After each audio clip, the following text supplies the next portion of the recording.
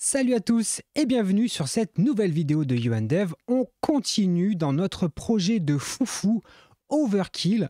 Pour ceux qui ne savent pas ce que c'est que le projet Overkill, eh bien écoutez, on a pris plein de technologies et on les a mis dans un seul et même projet qui ne nécessite pas du tout d'utiliser ces technologies. Par exemple, si vous avez envie d'utiliser du stockage objet, mais d'héberger vous-même le serveur de stockage objet, cette série est faite pour vous. Si vous voulez stocker une session dans un serveur Redis, venez, on va voir ça ensemble dans cette série. Si vous voulez émettre des messages dans un bus de messages avec RabbitMQ, venez, on va voir ça ensemble. Si vous voulez utiliser un outil no-code pour organiser ce qui va se passer après dans votre code, un outil comme N8N, venez aussi. Bref, si vous voulez faire plein de trucs cool qu'on voit jamais dans le monde professionnel ou alors que par petits morceaux, eh bien venez parce que ce projet-là, eh bien on va mettre tout ça, on va remuer pour essayer de faire quelque chose de sympa et de fun à voir ensemble. Donc écoutez, on va pas perdre de temps, on va démarrer tout de suite cette vidéo. Si vous n'avez pas vu les vidéos qui sont sorties avant celle-ci de la série, eh bien il y a une playlist associée, n'hésitez pas à aller checker les vidéos avant. On a d'abord fait plein de petits POC pour tester chaque technologie les unes après les autres et là on est en train d'assembler notre super puzzle où on s'amuse. Allez, je me mets en mode petit écran et je vous rappelle que si vous regardez cette vidéo, vous avez dans la description un lien vers un dépôt GitHub où vous allez retrouver absolument toutes les sources que nous allons voir ensemble dans la vidéo. Et en plus de ça, je vous ai fait un petit tuto avec toutes les étapes, une par une, que vous devez suivre. Comme ça, il n'y a pas de mystère, il y a et le code et les explications. Et d'ailleurs, aujourd'hui, on va s'intéresser à la création d'un login et d'un écran de login et d'enregistrement, le stockage de la session dans Redis. Nous allons ensuite lier notre entité de la semaine dernière qui était upload avec notre utilisateur. Nous allons émettre un message que nous allons envoyer dans RabbitMQ avec toutes les infos qu'il faut pour les traiter plus loin dans notre petit processus. Donc n'hésitez pas, il y a le lien dans la description de ce dépôt GitHub. Allez mettre une petite étoile sur ce dépôt GitHub. Allez-y, ça fait plaisir. Et tant qu'à mettre des petites étoiles, vous pouvez aussi vous abonner à la chaîne, mettre un petit pouce ou laisser un commentaire. Allez, c'est parti. Je bascule ça de l'autre côté et donc on reprend là où on avait laissé notre petite application. On pouvait envoyer des images comme ça et c'était envoyé en arrière-plan sur un serveur de stockage objet qui s'appelait Min.io. Je réouvre le code de notre projet. Il est là. Voilà, parfait. Exactement là où on l'avait laissé et on va du coup cette fois-ci on va suivre notre petit plan. Hop, je me remets, voilà, j'ouvre mes petits fichiers de mon côté. On est bon, super. Allez, on peut fermer tout ça. On va fermer ça. On va fermer ça. On va fermer ça. Voilà, parfait. Donc, on veut stocker une session dans Redis. Pour ça, il faut évidemment qu'on ait des utilisateurs, sinon on n'a absolument rien à stocker, vous vous en doutez. Redis est déjà lancé, si vous vous souvenez. Hop, je vais vous rafraîchir un peu la mémoire. On avait un Docker Compose ici qui lançait tous les services et notre Redis est déjà lancé ici. Et comme on utilise la Symfony CLI, lorsque l'on vient dans Serveur Paramètres, quelque part là-bas dedans, si je fais un hop, voilà, on a déjà toutes les variables d'environnement qui sont chargées pour nous. Donc on n'aura pas besoin de s'en soucier dans notre environnement de dev. On remercie la Symfony CLI qui nous simplifie vraiment la vie avec les conteneurs Docker et les injecte automatiquement dans notre application. C'est très très pratique. Ok, donc on veut créer un user. Et comment est-ce qu'on fait ça dans... hop, je me mets sur le projet qui nous intéresse. Voilà, comment est-ce qu'on fait dans un projet Symfony? Alors attendez, hop, voilà, je zoome, mais ça fait un petit peu n'importe quoi. Voilà. Comment on fait? Eh bien, c'est simple. On fait un Symfony console. Symfony, hop, Symfony console. Hop, make. Oh là là, on va y arriver, les amis. User, voilà. On fait un Symfony console make user que nous allons appeler user, que nous allons stocker dans la database, que nous allons, le champ qui sera unique, ça sera l'email, c'est parfait, on laisse tout par défaut. Est-ce qu'on veut hacher le mot de passe? Oui, et c'est fini. On a pratiquement déjà créé notre entité user. Il ne faut pas oublier de générer la migration. Alors, qu'est-ce qu'il me dit? Ah, il n'arrive pas à se connecter sur notre serveur. Pourquoi? Est-ce que le serveur est bien lancé? Hop, on va regarder ça tout de suite. Docker compose, on va faire un petit PS. Est-ce qu'on a une database? Oui, on a bien une database qui est lancée. Alors, pourquoi est-ce qu'il n'arriverait pas à faire ça? Migration. Connexion refusée. Tac, tac, tac. Pourquoi est-ce qu'il n'arriverait pas à se connecter, le coquin? Des fois, ce qui peut se passer, j'ai déjà eu le cas, c'est le serveur Symfony qui n'a pas détecté toutes les variables d'environnement. On va le relancer. Symfony serve-d. On va voir si c'est ça. Et je recrée la migration. Non, c'est pas ça, les amis. Donc ça commence bien. Ça commence par un petit problème. On va aller regarder ici si on a bien nos variables d'environnement SQL. Non, on n'a rien du tout qui est chargé. Alors ça, par contre, c'est pas logique. Si database, PostgreSQL, si on est bien connecté, je vois pas pourquoi ça fonctionnerait pas.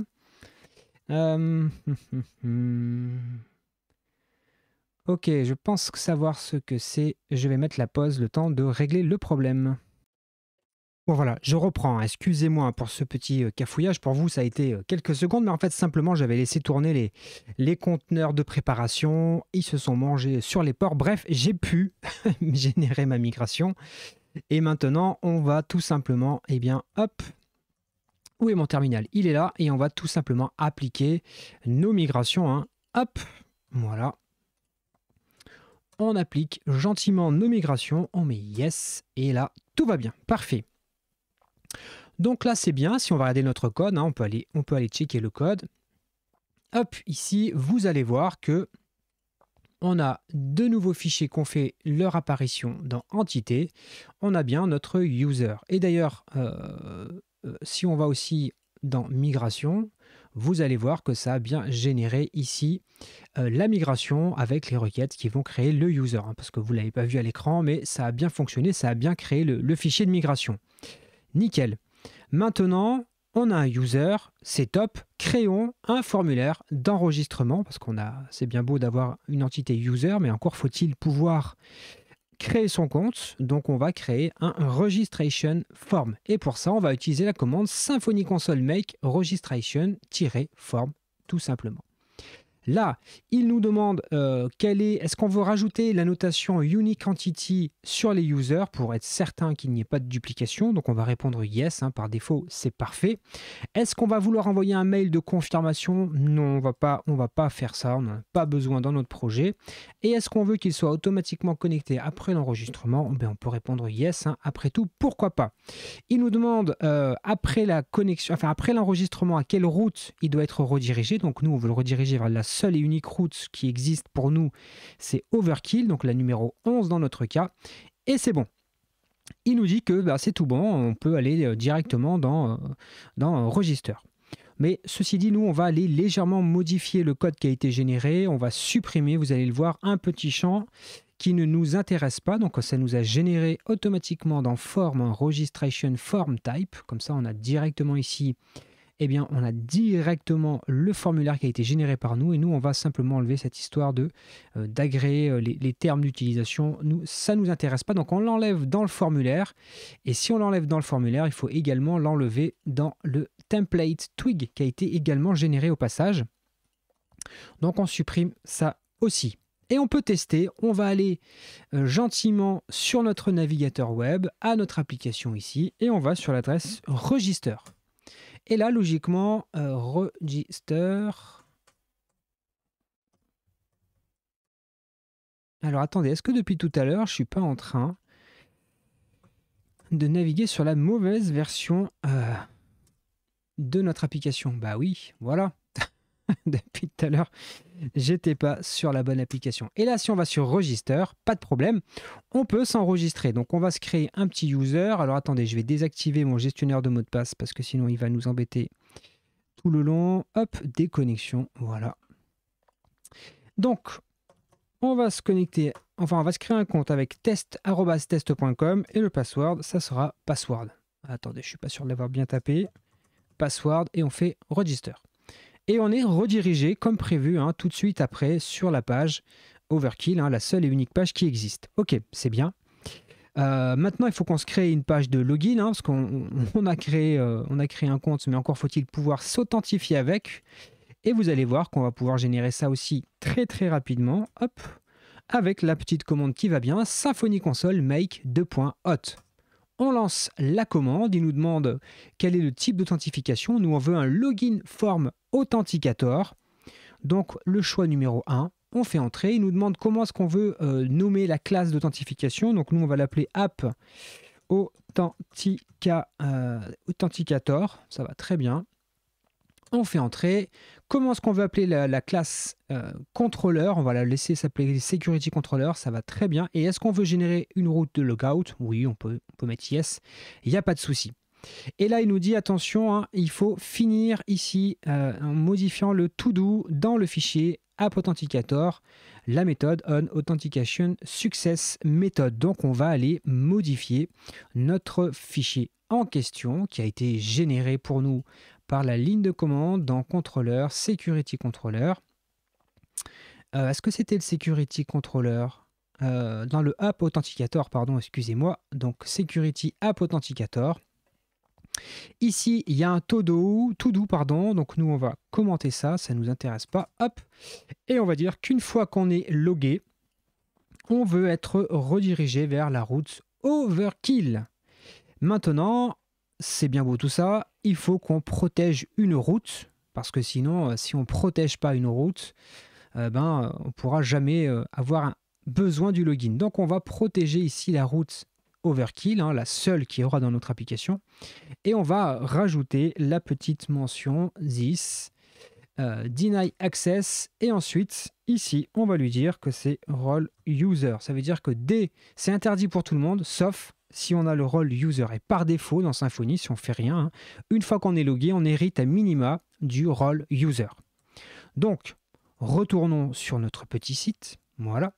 Et là, si je fais un hop ici, un F5, automatiquement, ça me demande de me loguer. C'est normal, la page est protégée. Regardez, hein, si j'enlève et que je me remets sur slash tout court, boum. Donc, je mets mon petit login, test@test.com, je me log avec password. Est-ce que j'ai mis le bon mot de passe? Je ne suis pas sûr. Hop. Password. Et je fais sign in. Hop. Et là, je suis bien logué et j'ai bien accès à la page Overkill. Hein, je peux envoyer une image. Il n'y a pas de problème, tout fonctionne. Je suis bien connecté avec test@test.com et j'ai bien le role user. Parfait. Maintenant, on va aller stocker cette session dans Redis, parce que c'est ça notre projet, rappelez-vous, hein, on est un projet Overkill, on fait des trucs qui n'ont aucun sens, donc là, pour une petite application comme ça, on n'en aurait pas franchement besoin, mais là, on se fait plaisir. Donc, on va mettre en place Redis, et vous allez voir que ça va être très simple, parce qu'on utilise Docker Compose, parce qu'on utilise Docker, parce qu'on utilise la Symfony CLI, et qu'il y a plein de choses qui sont automatisées pour nous. Comment on fait? On va dans config service.yaml, et on va venir d'abord déclarer notre Redis et le Redis Session Handler pour lui expliquer un petit peu comment ça fonctionne. Hop, on n'a que ces deux choses-là que vous retrouvez très exactement. C'est un copier-coller qui provient de la documentation Symfony. Je n'invente rien. Donc, on déclare nos services. Donc, ici, on déclare le petit service Redis. Et puis ici, on appelle cette classe-là, le Redis Session Handler, et on lui passe des arguments. Et les arguments, c'est ceux qu'on a définis. Et ensuite, on a une seule autre modif à faire dans Package, dans framework.yaml. Le framework.yaml, il est là. Et vous allez voir que ça va être très très simple. On va simplement changer le handler ID ici et on va lui dire d'utiliser le Redis Session Handler qu'on a vu précédemment avant. Hop, et c'est bon, c'est fini. On a configuré notre serveur Redis. Alors comment on peut vérifier ça? Là, logiquement, si je fais F5, ma session est fermée, puisqu'elle était stockée en local, dans le file system. Maintenant, elle est stockée par Redis. Regardez, ce qu'on peut faire, c'est qu'on peut stopper Redis. On peut le stopper. On va aller le stopper. Hop, ici. On a Redis qui est là. Hop, je vais le stopper. Je vais stopper le conteneur. Et vous allez voir que si je rafraîchis la page ici, eh bien j'ai un souci. Il me dit qu'il ne trouve pas le Redis hot. Et c'est tout à fait normal, c'est logique. Donc là, je redémarre mon petit Redis. Je fais le F5. Et logiquement, c'est tout bon. Et là, je peux ouvrir ma session. test@test.com et je vais sur password. Je me log et là, c'est complètement transparent pour l'utilisateur. Hein. Lui, il n'a pas connaissance de tout ça, mais nous, on le sait, sa session est stockée dans Redis. Donc, voilà, on est dans le overkill. Hein. Donc, allons-y, faisons-nous plaisir, rajoutons de la complexité là où elle n'a pas lieu d'être nécessairement. Bon, maintenant c'est bien, on a enfin des utilisateurs dans notre application. On va lier nos utilisateurs avec notre précédente entité qui était Upload et qui pour le moment ne stockait que le nom de l'image. Donc, on va faire un Symfony Console Make Entity Upload qui existe déjà. Donc, il nous le dit, attention, hein, cette entité existe déjà. Ajouter de nouveaux champs. Et nous, on va ajouter un champ qui va être Upload by pour lui dire, bon, bah, cette image, puisque c'est la seule donnée qui est stockée pour le moment dans Upload, elle a été uploadée par qui? Donc on dit Upload by. Ça va être une relation de type, enfin ça va être un champ de type relation. Avec qui? Avec user. Et ensuite, il faut spécifier le type de relation. Et nous, on est précisément dans du many to one. Ça veut dire que pour chaque upload va être relié à un seul user. Par contre, un user peut potentiellement être connecté, relié à de multiples objets. Oui, c'est ça. Many to one. Hop. Là, il nous dit est-ce que upload peut être nul? Alors nous, on va mettre no. Non. On va laisser yes. Non, qu'est-ce que je vous dis? On va laisser yes. On va pas se prendre la tête. Hein, on laisse yes par défaut. Est-ce qu'on veut ajouter une propriété à user pour qu'il ait accès à sa liste d'upload? Alors, dans notre cas, on ne va pas le faire, mais c'est vrai que c'est toujours pratique, donc on va répondre yes. Comment est-ce qu'on va appeler ce champ dans la classe user? Ce sera uploads au pluriel, hein, ce qui nous permettrait de récupérer une collection de ces uploads. Est-ce qu'on a d'autres champs à créer? Pas du tout, on fait entrer.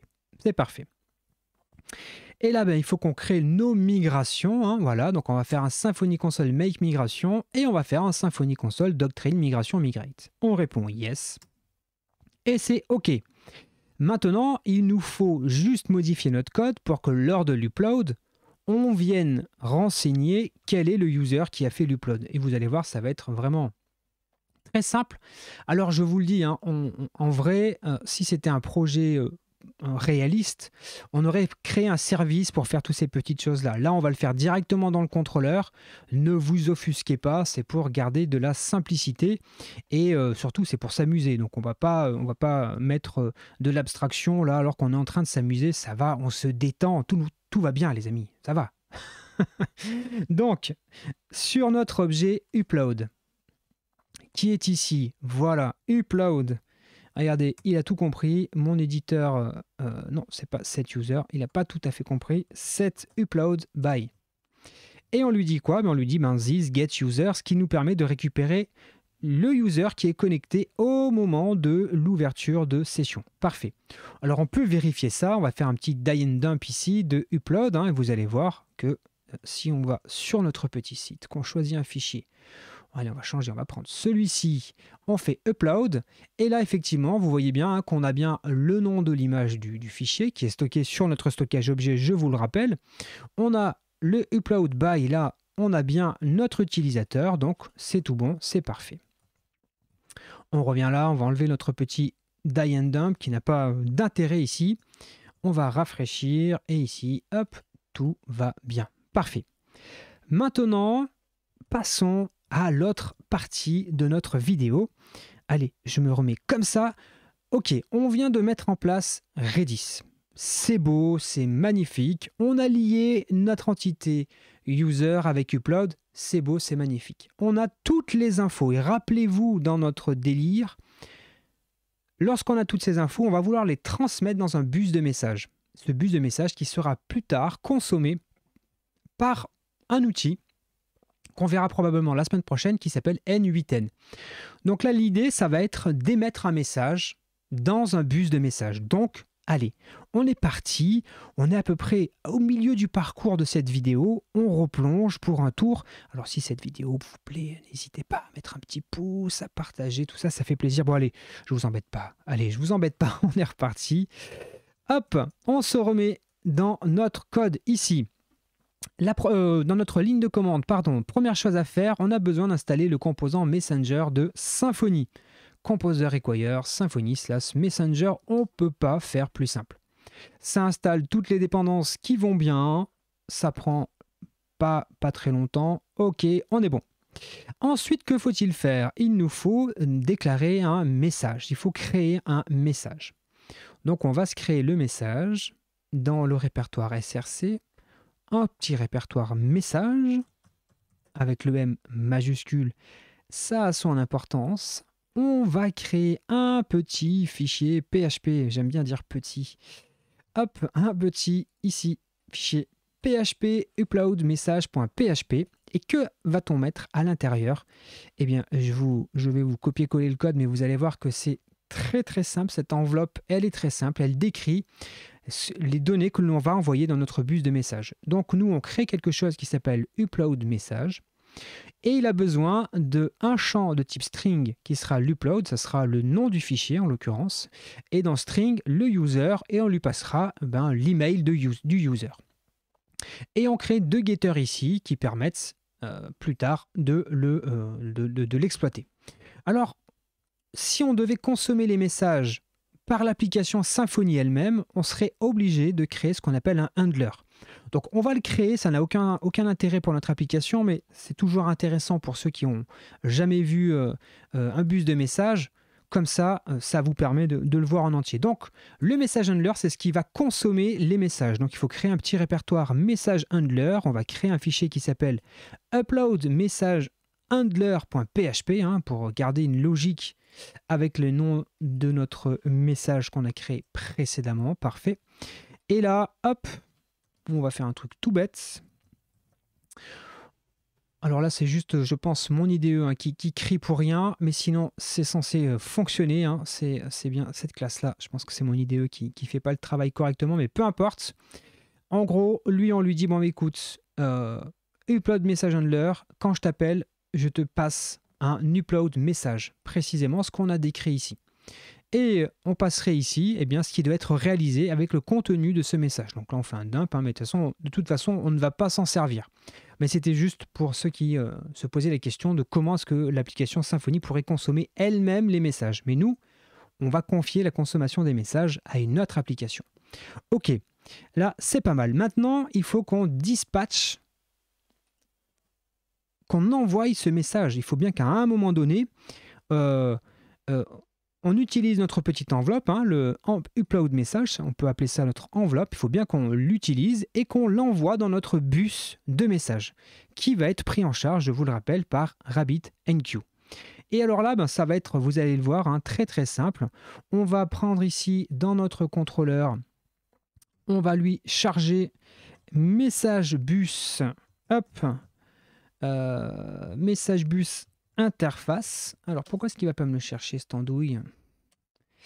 Bon, s'il ne va pas me le chercher, on ira le chercher à la main, c'est pas un souci. Et on va l'appeler bus. Ok. Ah, ça y est. Il commence à être malin. Non, il n'est pas malin.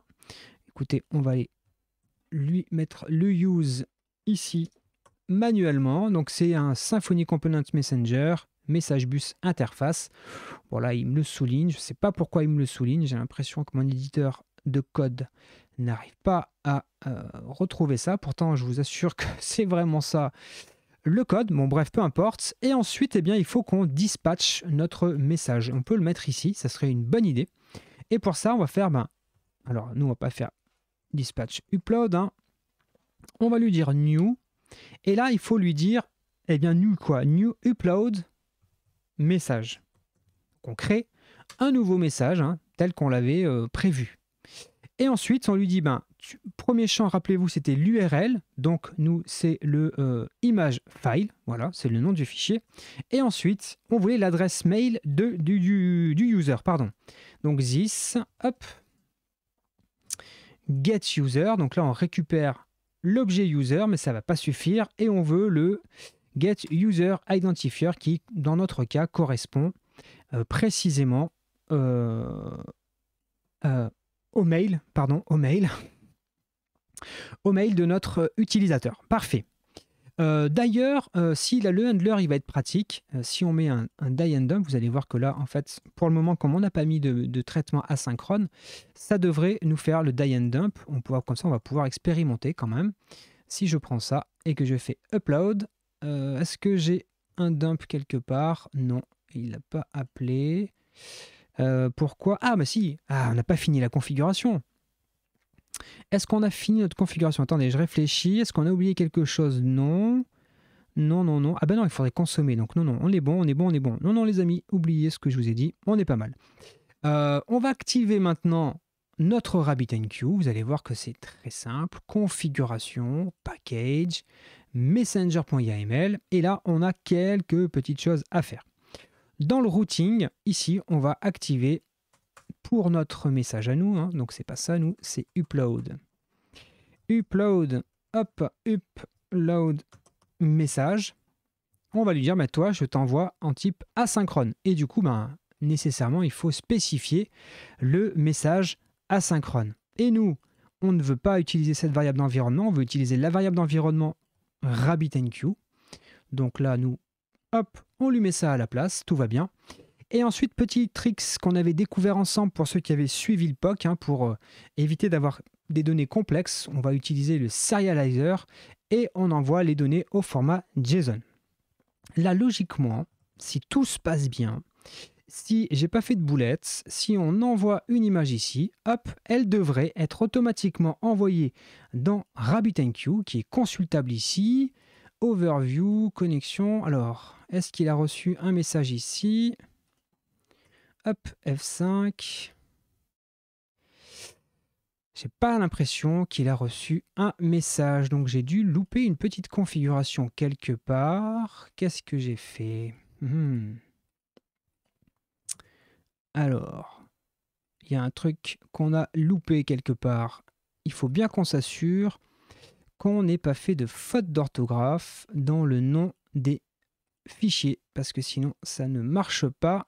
Message, upload message, ok, tout ça c'est bon. Qu'est-ce qu'on a loupé? On a dû louper quelque chose. Je vais mettre la pause, le temps de regarder ça, et je vous reprends tout de suite. Bon, on reprend. En fait, non, il n'y avait pas de problème, hein, c'est juste moi qui ai pas les yeux en face des trous. Faut dire les amis que c'est quasiment 23 h quand j'enregistre cette vidéo, vous avez vu, je pense à vous même mon vendredi soir. Alors, on envoie une image, je prends une image classiquement et je fais upload. Et là, en tâche de fond, ça a émis un fameux message, notre upload message, ça l'a envoyé dans notre file d'attente RabbitMQ. Comment est-ce qu'on le voit? On voit qu'il y a de l'activité ici et on voit qu'il y a un message qui est en attente ici. Et regardez, si je renvoie à notre image, si je fais upload, dans notre RabbitMQ, on va voir avec quelques secondes de décalage, on va voir une nouvelle activité et on va voir que effectivement la file d'attente, elle est passée à 2 fichiers. Maintenant, on aimerait pouvoir aller consulter ceci, donc on ne va pas brancher l'outil qui va écouter notre file d'attente. On va s'arrêter là aujourd'hui, mais simplement pour vous montrer ça, dans la petite console de gestion de RabbitMQ, dans l'onglet Queue, on peut regarder les différentes queues. Nous, il y a message ici, et il y a la petite fonction get message. On peut lui dire d'en récupérer 2 par exemple. Si je fais get message, voilà, je récupère 2 messages. Et là, on voit bien le payload, c'est-à-dire le contenu du message, la donnée utile. Et on a bien donc un champ upload qui contient le nom du fichier qui nous intéresse. Et on a bien un champ user qui contient bien son adresse email. Donc, la semaine prochaine, on va être capable du coup, maintenant on le sait, notre application ici, elle gère l'authentification, le stockage de session dans Redis, le stockage de l'image dans le serveur Minio. Si vous ne vous souvenez pas, on peut aller voir ça pour ceux qui veulent se rafraîchir la mémoire sur le port 9090 ici. Je ne me rappelle plus du nom d'utilisateur. C'était comment? C'était... hop. On peut trouver ça dans le Docker Compose. C'était Access 1234, Access 1234, Secret 1234. Et on avait créé un petit bucket. Et si on va dans ici, fichier, on voit bien qu'il y a les différents fichiers qui ont été envoyés. Donc là, il n'y a pas de problème. On voit que tout a été envoyé le 14. Il n'y a pas de souci. Jusque-là, tout va bien. Donc, on est pas mal. Là, ouais, c'est bon. Et donc, avec toutes ces infos-là qu'on a émis dans notre fil de message, on va être capable, avec l'outil qui va venir plus loin, à partir de ce nom-là, de le reconstruire dans Minio. Alors, je peux vous montrer vite fait, en gros, comment ça va se passer. Dans Minio, hop, pour y accéder, ça sera simplement cette adresse-là, le nom du bucket, c'était fichier / le nom du fichier. Et là, c'est censé nous l'afficher. Alors, je pense que c'est plutôt sur le port 90-90. Voilà. Sauf que, mais ça, on le verra la semaine prochaine, eh bien, pour le moment, on ne peut pas y accéder parce que notre bucket est privé. Mais ça sera pour la semaine prochaine. Voilà, les amis. La vidéo dure à peu près une petite demi-heure, mais vous avez vu qu'en une demi-heure, on a quand même fait pas mal de choses. On a créé des utilisateurs, créé une page de connexion, une page d'enregistrement, du stockage de sessions dans du Redis. On a émis un message dans un bus de messages, lié notre user avec notre upload et émis ce message dans une file de messages RabbitMQ, donc avec en plus de l'asynchrone. Les amis, j'espère que cette vidéo vous a plu. On commence à vraiment voir le bout de notre application. Cette fois-ci, on se rapproche tout doucement de la solution presque complète. Rappelez-vous, à la fin, on va mettre en production cette application. On va la mettre en production, donc on aura probablement quelques petits ajustements, mais je veux qu'on aille jusqu'au bout pour que vous puissiez vous rendre compte que eh bien, une architecture aussi complexe, parce qu'il y a du Redis, il y a du RabbitMQ, il y a du PostgreSQL, il y a beaucoup de choses, eh bien, on peut quand même le mettre en production. Et on le verra, on le fera avec un hébergeur suisse qui s'appelle Idora et qui va nous rendre la tâche très facile. J'en profite pour vous rappeler que tout ce qu'on a vu dans la vidéo est disponible dans ce dépôt GitLab, johanbernabeu/overkill. Vous retrouverez tout le code que je vous ai montré à l'écran. Vous retrouverez, je vous ai fait un petit readme très détaillé de toutes les actions dans l'ordre dans lesquelles on les a réalisées dans la vidéo. Vous avez vu, le readme, il est très long et il va continuer d'évoluer semaine après semaine. Donc, j'espère que ça vous fera une source de connaissances intéressantes. N'hésitez pas à venir mettre une petite étoile sur ce dépôt Git, ça me fera plaisir et je vois que ça sert au moins à quelque chose et que ça vous permet de capter un petit peu de l'information. Écoutez, je vous souhaite une bonne journée, un bon week-end. Profitez bien des uns et des autres. Soyez bienveillants, faites attention à vous. En ce moment, c'est un peu compliqué avec notre cher coronavirus. Donc, faites attention à vous. Portez-vous bien. Rendez-vous mardi prochain à 18h pour l'hebdo de la semaine. Ou sinon, rendez-vous samedi pour la suite de nos folles aventures avec ce projet Overkill qui nous occupe depuis déjà pas mal de semaines. Allez, salut à tous. Ciao.